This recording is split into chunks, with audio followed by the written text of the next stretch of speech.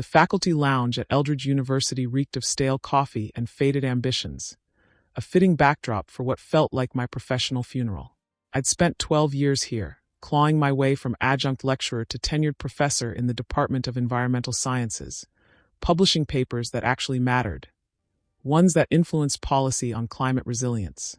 But as I sat in that circle of worn leather chairs, surrounded by colleagues who'd once shared late-night grant proposals with me, I sensed the axe falling. Dean Harlan, with his perpetual bowtie and air of contrived authority, cleared his throat, signaling the start of our emergency faculty alignment meeting. Alignment? In academia, that word usually meant purging dissenters.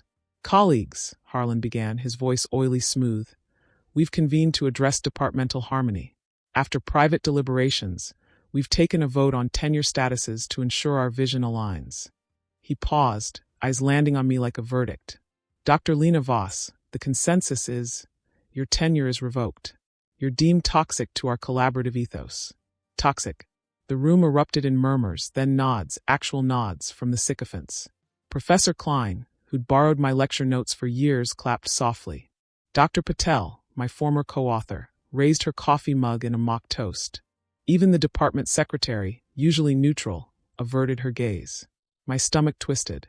This wasn't a review. It was a kangaroo court, scripted to oust the one voice questioning their shortcuts. "Revoked," I echoed, keeping my tone measured despite the rage bubbling inside. "On what grounds? My publications? My student evaluations?" I knew the real reason. I'd called out irregularities in our latest grant applications, ones that smelled of inflated data and ghost collaborators. Harlan leaned forward, his bowtie askew. "Disruptive behavior, Lena. Undermining team efforts, hoarding resources. It's unanimous." Unanimous. The word hung heavy. Dr. Reyes, the newest hire, shifted uncomfortably but said nothing. "In my experience, academia is a viper pit disguised as intellectual pursuit. Tenure protects the complacent, not the conscientious." But I didn't beg. Instead, I reached for my briefcase, the one I'd packed that morning with a premonition of betrayal. "If that's the case," I said, placing a sleek black file on the conference table with deliberate calm, "you won't object to this." The thud silenced the room. Klein's clap faltered. "What's this, Voss?" "Your resignation." I crossed my arms, meeting Harlan's stare. "Open it. See for yourselves." Patel snatched it, her fingers trembling slightly as she flipped the cover. Her eyes scanned the first page, then widened. She turned to the next, color draining from her face. This can't be real," she muttered, slamming it shut. Harlan grabbed it next, rifling through. "Plagiarism? Fraud. This is slander." I nodded once. "Every citation, every email, every grant report. Verifiable and irrefutable. Let me step back, because purges like this don't erupt from thin air. They simmer in the broth of envy and expedience." I joined Eldridge straight out of my PhD, drawn by its reputation for innovative research. Harlan was chair then, promising collaboration on sustainability projects. My early work, modeling urban heat islands, earned us a $500,000 NSF grant. But success bred shadows. Harlan took lead authorship on papers where I'd done the heavy lifting, claiming administrative oversight. I let it slide at first, team player, right? Then came the bigger fish. A multi-million-dollar DOE fund for climate adaptation tech. That's when the cracks showed. Patel suggested enhancing data sets, fudging numbers to fit grant criteria. Klein recycled old research, slapping new titles on plagiarized sections. Reyes, the newbie, confided in me once. "They're cutting corners everywhere." I documented it quietly, not out of spite, but survival. Emails where Harlan instructed creative reinterpretation of results. Screenshots of Klein lifting paragraphs from obscure journals, passing them as original. Grant ledgers showing $300,000 diverted to consulting fees for non-existent experts. Fees that traced back to Harlan's personal accounts. Over 5 years, it tallied $1.8 million in fraud, not counting the intellectual theft. I'd confronted Harlan privately last semester. "This risks everything," I'd said. His response, a patronizing smile and a warning. "Focus on teaching, Lena. Leave the big grants to us." After that, the isolation ramped up. Excluded from committees, my classes overloaded, whispers of me being difficult. They thought I'd fade quietly, the idealist outmaneuvered by opportunists. They underestimated me. In the lounge, pandemonium broke loose. Patel shoved the file at Klein. "Look at page 17. That's my email." "But I didn't mean." Klein blanched. "You said it was standard practice." Harlan stood, face crimson. "This is fabricated. Voss, you're fired." "Security." But I was already on my feet. "Fired?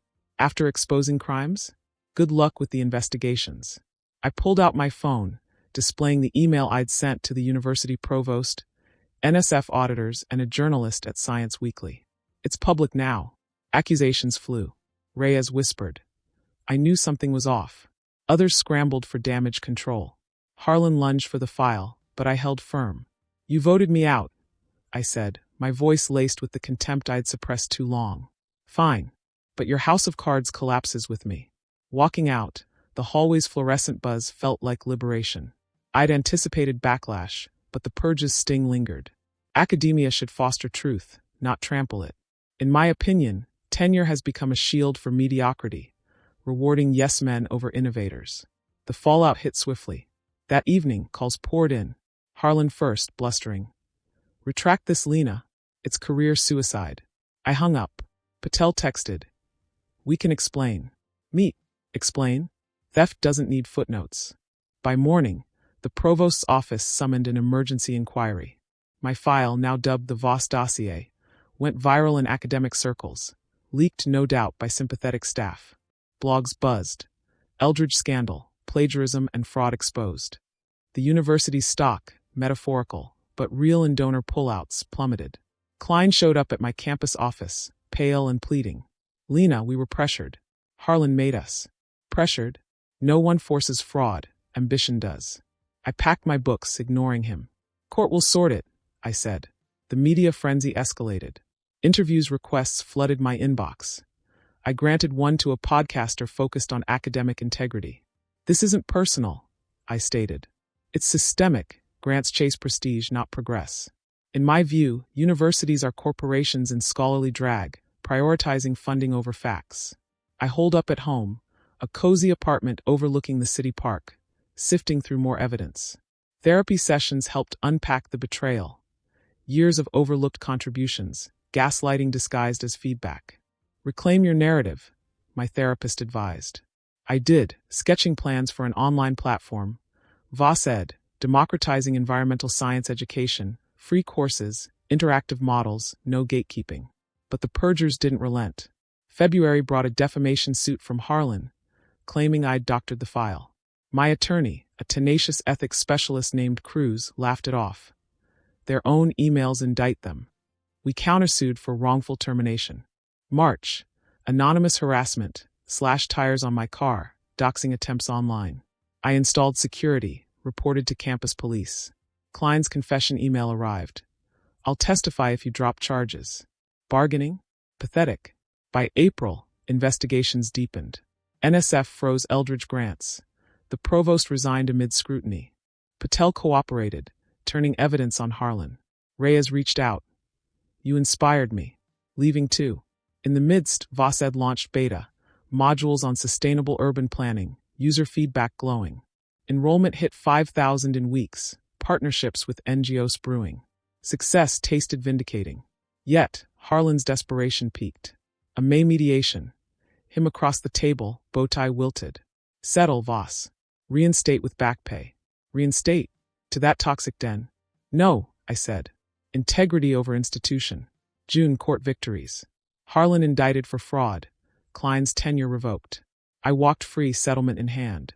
But true purge came internally. July hikes cleared my mind. I dated casually, a fellow educator who valued substance. Voss Ed expanded, hiring displaced academics. In my opinion, academic purges reveal rot, but from ashes, innovation rises. Exile birthed my empire. Harlan's final plea, an email begging collaboration. I archived it. The purge ended. My era began. The Academic Purge, Part 2. The email from Dean Harlan arrived on the morning of February 12, 2026, precisely 2 months after the faculty lounge meeting that had upended my professional life. The subject line read confidential discussion, mutual benefit. a phrase so laden with bureaucratic euphemism that it immediately raised suspicion. I opened it at my temporary desk in the small rented office overlooking the university district, a deliberate choice to remain close enough to observe the fallout without being part of it. "Lena," it began, "the current situation has caused unnecessary distress for all parties. I propose a mediated resolution. Reinstatement with full back pay, promotion to full professor with research chair, and a formal apology from the department. In exchange, withdrawal of all external complaints and a mutual non-disclosure agreement. This could restore harmony and allow us all to move forward constructively." I read the message twice, letting the words settle. Harmony. Constructive.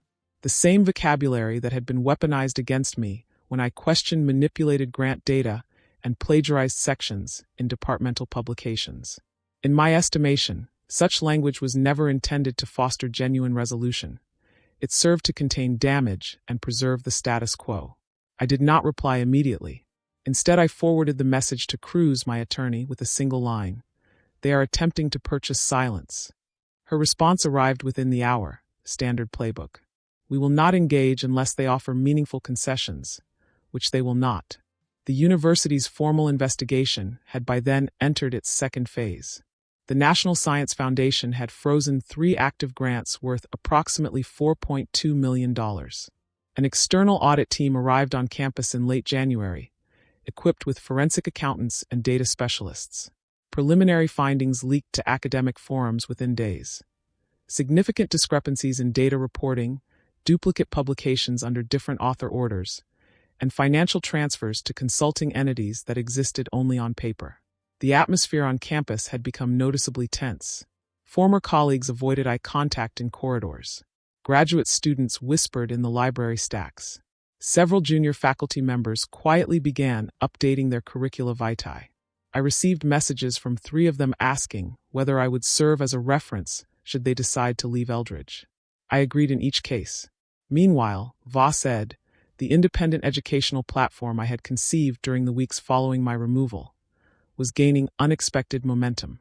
By mid-February, we had surpassed 18,000 registered users. The free modules on genuine climate modeling techniques, transparent data handling, and ethical research practices attracted not only students but also disillusioned academics from other institutions. Several NGOs had approached us about customized training programs. Revenue from premium certificates and institutional licensing began covering operational costs, and allowed me to hire a part-time developer and a content coordinator. The personal cost, however, remained considerable. Sleepless nights were frequent. The sense of having been systematically erased from a community to which I had devoted my professional life proved more corrosive than anticipated. I continued weekly sessions with Dr. Marin, who helped distinguish between legitimate anger and destructive rumination. "You are not grieving a job," she observed during one session. "You are grieving the illusion that institutions reward integrity over expediency." March brought the first significant fracture within the department. Dr. Patel, who had initially participated in the vote against me, submitted a sworn statement to the auditors. She detailed how Harlan had pressured her to alter temperature anomaly data in a major grant proposal to demonstrate more dramatic results. Her statement included copies of emails and track changes documents. Within 48 hours of submission, she was placed on administrative leave, officially for health reasons. Unofficially, everyone understood it as retaliation. Klein followed 2 weeks later. His confession was less voluntary. The auditors had traced payments from a consulting account directly to his personal credit card statements. Faced with potential criminal referral, he agreed to full cooperation in exchange for prosecutorial consideration. His testimony implicated Harlan directly in the diversion of approximately $840,000 over 4 grant cycles. The dean's position became increasingly untenable. In late March, he announced a sudden sabbatical for personal reflection, a move universally recognized as damage control. The provost appointed an interim dean, Dr. Miriam Lang, a biochemist with a reputation for meticulousness and zero tolerance for misconduct. One of her first actions was to invite me to a confidential meeting. We met in a neutral conference room off campus. Dr. Lang wasted no time on pleasantries. "I have read the full dossier," she stated. "The evidence is overwhelming. I wish to discuss reinstatement, genuine reinstatement, on your terms. I had prepared for this possibility. Reinstatement is no longer an option, I replied. The environment that permitted, indeed encouraged, these practices remains structurally unchanged. I would be returning to the same system that purged me for attempting to uphold academic standards. She nodded, unsurprised. Then what would you consider fair resolution? 3 conditions, I answered. First, full public acknowledgement of the misconduct with named responsibility. Second, establishment of an independent ethics oversight committee with external members and binding authority over grant proposals and publication practices.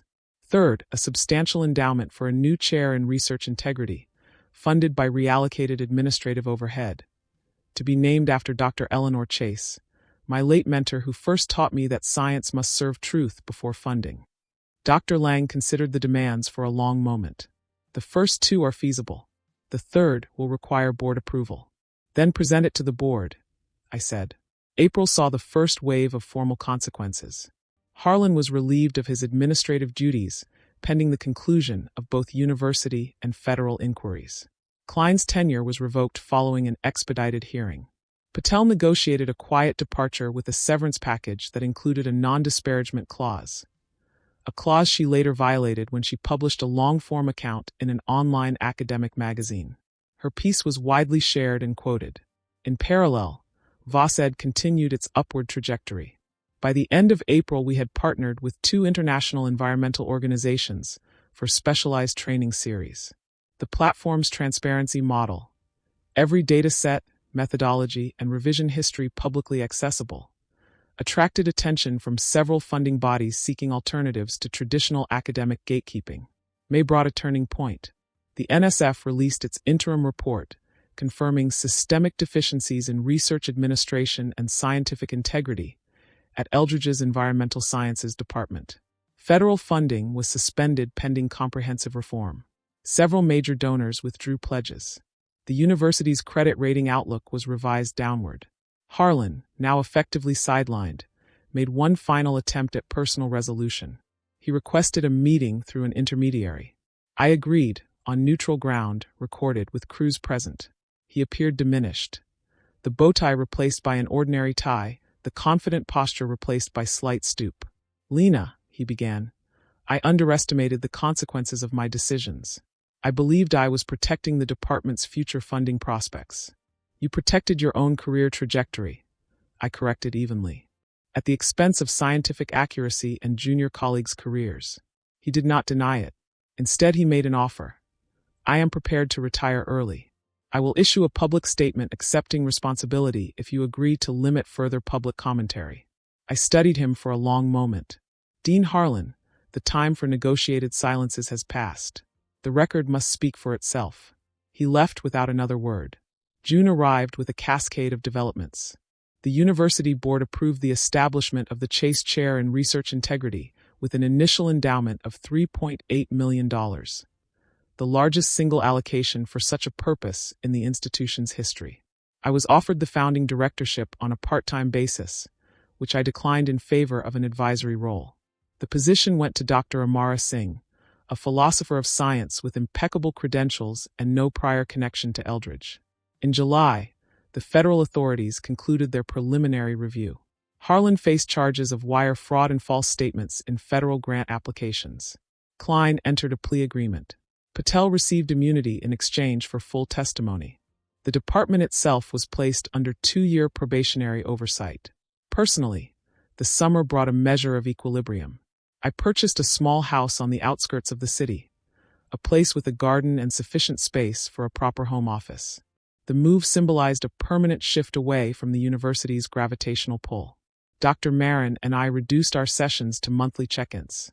I began teaching again, not in lecture halls, but through VOSED live sessions that regularly drew thousands of participants worldwide. August saw the official launch of VOSED's institutional licensing program. 7 mid-sized universities and 4 research institutes signed contracts within the first month. The revenue allowed expansion of the content team and the addition of advanced modules on statistical integrity and open science practices. In September, the Chronicle of Higher Education published a feature article titled "From Purge to Platform," How One Professor Turned Institutional Betrayal into Educational Reform. The piece was balanced, quoting both my perspective and statements from the university's public relations office. For the first time since the original meeting, I felt the narrative shifting from victimhood to agency. October brought a quiet but significant moment. Dr. Patel contacted me directly. She had accepted a position at a liberal arts college in the Midwest. "I wanted to say," she wrote, "that watching what you built after they tried to destroy you changed how I think about complicity. I was wrong. I'm sorry," I replied briefly. "The important thing is that you chose differently moving forward." November and December passed in a rhythm of steady progress. VOSED reached 85,000 registered users.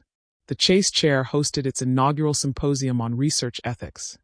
I delivered the keynote virtually. Harlan's trial date was set for the following spring. As the year ended, I found myself standing in the garden of my new home on a cold, clear January morning in 2027. The first snow of the season had fallen overnight. Everything appeared clean, precise, unburdened. The purge that had once threatened to define me had instead clarified what mattered. Intellectual honesty, institutional courage, and the quiet determination to build alternatives when existing structures prove irredeemable. In retrospect, the most profound lesson was not about betrayal, but about possibility.